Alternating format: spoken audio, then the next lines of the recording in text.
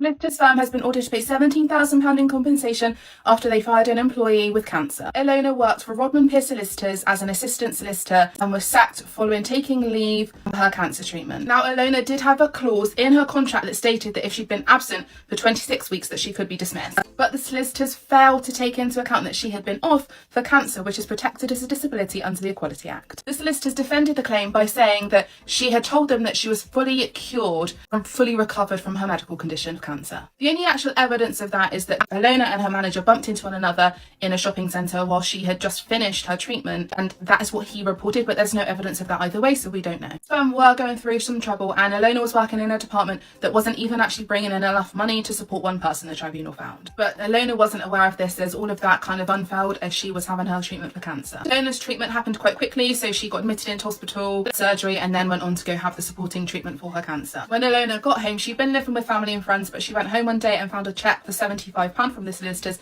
and hadn't received any of her salary. Ilona then contacted the firm to discuss returning to work, and in a previous sick note the doctor had already said that she would need a phased return to work. As the above, that this is the email that she sent, and then they respond saying that you will no longer be employed because you've been absent from work for 26 weeks, and as per her contract they can dismiss her. But they actually admitted in the tribunal that at that point she hadn't been absent for 26 weeks. The firm isn't an employment specialist, so they did admit that they should have sought specialist advice and they should have talked to Ilona, but they did say that ultimately the decision wasn't due to her cancer. It was just due to the fact that the solicitor's firm was losing business in the area that she was working in, and her role just wasn't tenable anymore. The solicitor firm admitted that they made an error in procedure, but the tribunal took a different view. They said that this was a series of failings with the manager.